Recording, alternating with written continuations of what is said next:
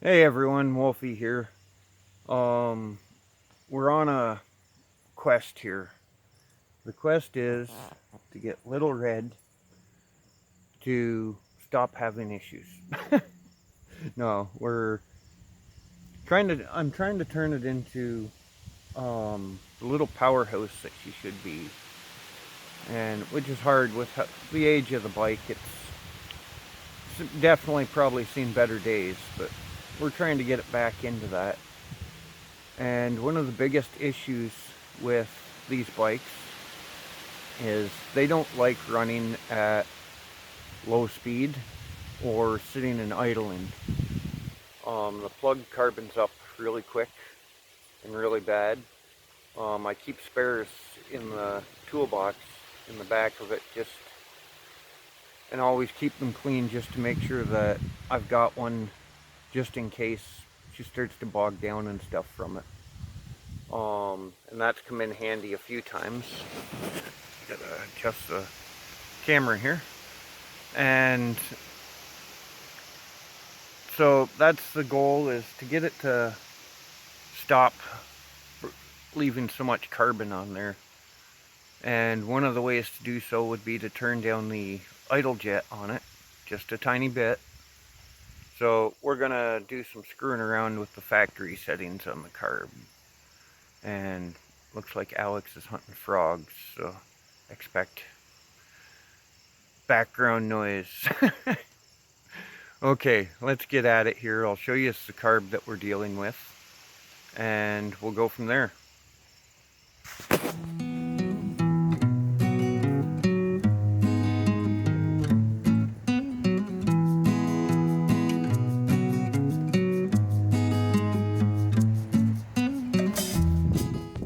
Okay, so here's the carb in here.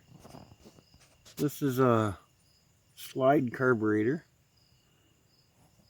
and the idle screw is right here on the tip of my finger. It's a flathead screwdriver. The other adjustment is at the end of the throttle cable, being a slide carb. It comes down and you've got your big sliding piston that the cable controls. On the end of that piston is a long adjustable needle valve that comes down through. That's your high-speed control. What we're going to concentrate on is the low-speed jet and getting this thing to idle just a little bit lower than it would normally. Okay, so start off the job real easy, start the bike. As you can tell, running at a pretty good speed, idling pretty high. So reach in here.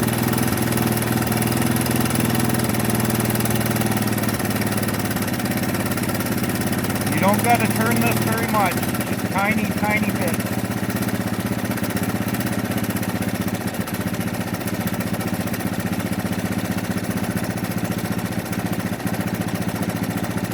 That sounds much better to me. Now, for the idle screw, you've got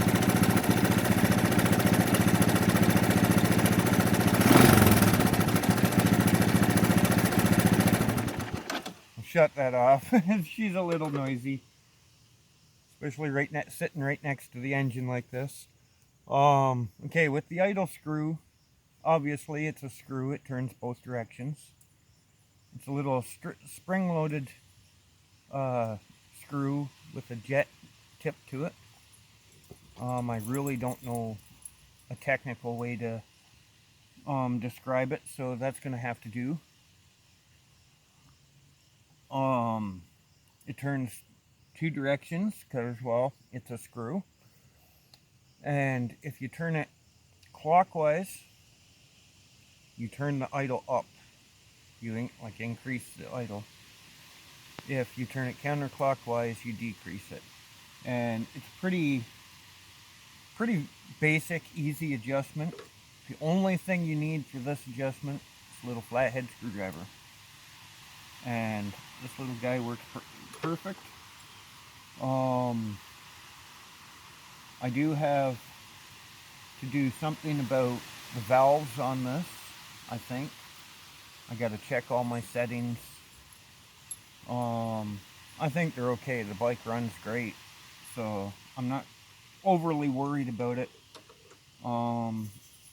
I just want to at some point check the settings on them. But that's how simple the idle speed of these bikes is. You don't need to be a mechanic in any form to do it, which is great. And let's see how she handles with restarting. Move the coffee out from under it.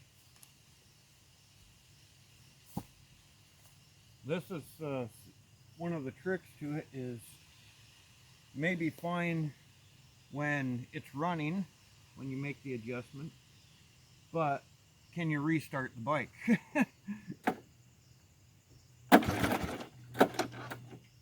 Helps if I turn the key on.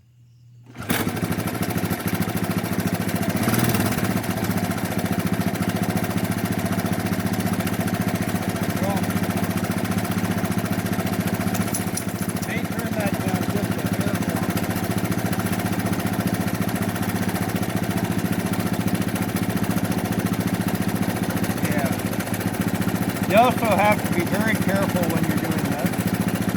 The engine running.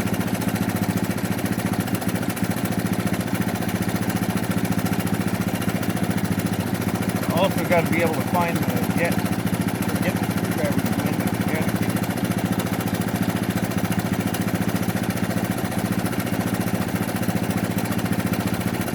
There we go.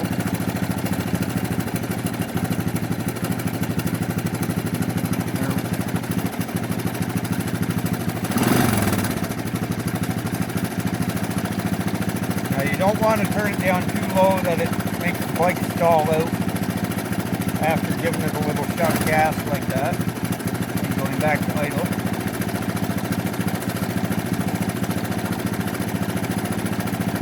Or just stall out from sitting. You know, pull it idle. But yeah, pretty easy adjustment to make. Good for any bike, not just these old Hondas. But as I was saying, you want to be careful when you're doing this while the bike's running, because your exhaust is right here, like on this little curve right beside it. It has a heat shield on it, but that heat shield gets pretty warm too. So definitely be careful. If you have some like thin gloves, like that are good strong leather gloves or something, wear them. Bike hasn't been running too much, so I'm not too worried about the heat at this moment. It is getting kind of warm though,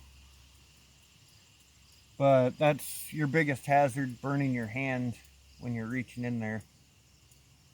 Do not do this when your engine's hot. That's just a must to remember. But so far, yeah. Everything seems to be going really good on this thing. It runs great, which is amazing for its age. We got a few more modifications to make to it. I'd like to get one of them storage boxes for on the back rack. Not so much the back seat type, but because, well, I don't think it'd be a good idea to be running two people on this through the woods. But I'd like to get one that I can mount a backrest into, or has a backrest in it. But that's a whole other story. We've covered what we needed to for this. So I'll quit bugging everyone and we'll let you go. Everyone have a great day and we'll talk to you soon. I'm going to take the baby out for a little test run.